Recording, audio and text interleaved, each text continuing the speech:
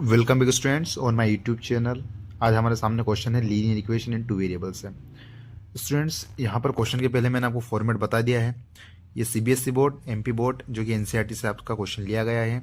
हो सकता है कि एनसीईआरटी में ये कि यही क्वेश्चन ना हो, लेकिन इस टाइप का आपको देखने को मिल जाएगा।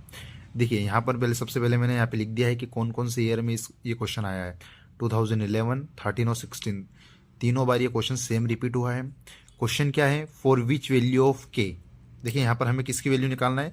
स्टार्टिंग से हमें पता चल रहा है फॉर विच वैल्यू ऑफ के, मतलब आपको के की वैल्यू फाइंड आउट करना है। क्वेश्चन का मीनिंग आपको स्टार्टिंग में पता चल गया क्योंकि यहाँ पे लिखा हुआ है विच वैल्यू, मतलब के की ऐसी कौन सी वैल्यू होगी।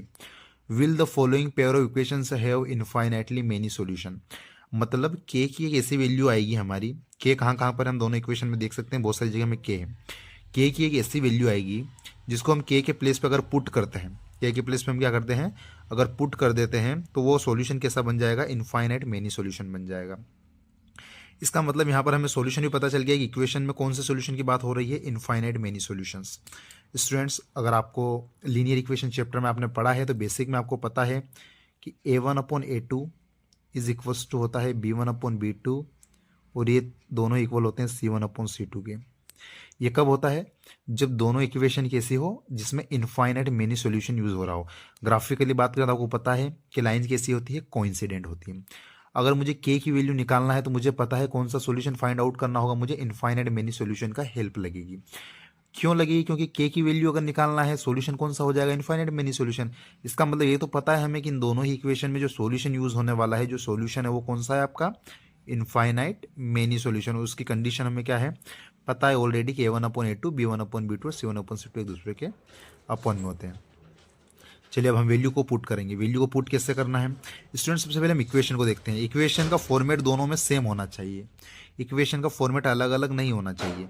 k-3 और k ये क्या है, कॉन्स्टेंट टर्म्स है, क्योंकि देखिए एक्स वाई और ये कॉन्स्टेंट टर्म्स है। कॉन्स्टेंट टर्म्स ये इक्वल टू इधर है तो ये भी इक्वल टू इधर ही होना चाहिए। अगर ये इक्वल टू इधर आप लेके आते हो तो इसको भी इक्वल टू इधर लेके आना है। चलिए चलिए हम क्वेश्चन को थोड़ा सा आगे बढ़ाते हैं। a1/a2, अब आपको पता है जो लीनियर इक्वेशन का फॉर्मेट होता है वो कैसा होता है, a1x plus b1y plus c1, मतलब x के आगे वाली वैल्यू a1 की होती है और इसमें नीचे वाली इक्वेशन में क्या हो जाएगी, a2 की। सो a1/a2 आपका कितना हो जाएगा, k/12, k/, क्या हो जाएगा, 12 हो जाएगा। सेम यहाँ पर हम देखेंगे, देखिए ये a1 वैल्यू ये b1 की, ये c1 है, ये a2 है, ये b2 है और ये क्या है, c2 है। चलिए b1/b2 कितना हो जाएगा, 3 क्या हो जाएगा आपका, k हो जाएगा, क्योंकि b1/b2 और c1/c2 में क्या हो जाएगा, k-3 डिवाइडेड बाय क्या हो जाएगा, k हो जाएगा। ये मैंने फॉर्मेट में यहाँ पर इन दोनों की वैल्यू क्या कर लिए, लिख ली एज इट इज। अब हमें किसकी वैल्यू निकालना है, k की वैल्यू निकालना है। किसकी वैल्यू निकालना है, k की। अब देखिए इक्वेशन में इक्वल टू का साइन कितनी बार हमें दिख रहा है, एक और एक, दो बार इक्वल टू का साइन दिख रहा है। तो आप किसी को भी तीनों में से एक दूसरे इक्वल करके आप वैल्यू निकाल सकते हो k की। तीनों ही फॉर्मेट में आपकी सेम आएगी। जैसे या तो आप इन दोनों को इक्वल रख सकते हो, या आप इन दोनों को भी इक्वल रख सकते हो, या इसको और लास्ट वाले को इक्वल रख सकते हो। हमें इक्वल किसको रखना है, जो सिंपल वैल्यू रहे वो। देखिए मुझे ये दोनों ही सिंपल वैल्यू दिख रही हैं जो आगे आगे की स्टार्टिंग वाली है, क्योंकि यहाँ पर दो टर्म्स का यूज हुआ है k-3, तो मैं ये टर्म्स यूज नहीं कर रहा हूँ क्योंकि सॉल्यूशन सिंप्लीफिकेशन थोड़ा सा ज़्यादा लेंदी हो जाएगा। हम क्या करेंगे, ये सिंपल नंबर को यूज़ करेंगे। चलिए सिंपल नंबर को हम यूज़ करते हैं। सो k/12 इक्वल्स टू 3/k, इसका मैं क्या कर रहा हूँ, यूज़ करके मैं k की वैल्यू निकाल रहा हूँ।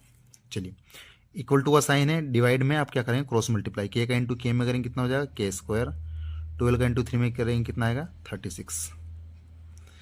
अगर स्क्वायर हटाएंगे सामने क्या लग जाएगा, स्क्वायर रूट या अंडर रूट, और अंडर रूट 36 किसके इक्वल होता है आपका, +-6 के इक्वल हो जाएगा। आपके अंडर रूट किसके इक्वल हो जाएगा, +-6 के इक्वल हो जाएगा। तो गिवन इक्वेशन अगर हमें इनफाइनाइट मेनी सॉल्यूशन है यहाँ पे, तो आपको तो हमेशा क्या लेना है, प्लस की वैल्यू लेना है। तो k की वैल्यू हमारी कितनी हो जाएगी, 6 हो जाएगी, जो कि हमारा क्या हो जाएगा, राइट आंसर हो जाएगा। हम यहाँ पे पुट करके अगर आप देखते हैं तो आपका आंसर बिल्कुल एज इट इज आएगा। आप k की वैल्यू अगर यहाँ पर +-6 में हमें 6 से ही लेना है, प्लस की वैल्यू आपकी आएगी, आपका क्या हो जाएगा, राइट आंसर हो जाएगा। अगर फिर भी आपको कन्फ्यूजन हो रहा है कि प्लस और माइनस में कौन से लेंगे, तो हम यहाँ पर एक चेक कर सकते हैं। इस इक्वेशन को इसके इक्वल रख के भी यहाँ पर देख सकते हैं कि k की वैल्यू क्या आ रही है, तो हमें क्या हो जाएगा, कन्फर्म हो जाएगा। ठीक है, तो आप दोनों ही फॉर्मेट में कोई सा भी आप लिख सकते हो। जब भी आपको अंडर रूट लगाए तो आप तो पॉजिटिव वैल्यू ले, ठीक है, क्योंकि प्लस माइनस आपको पता है हम क्वाड्रेटिक इक्वेशन में अधिकतर यूज़ करते हैं। लेकिन डायरेक्ट अंडर रूट 36 की वैल्यू की हम बात करें तो क्या आएगा, हमारा +6 आपका क्या हो जाएगा, राइट आंसर हो जाएगा।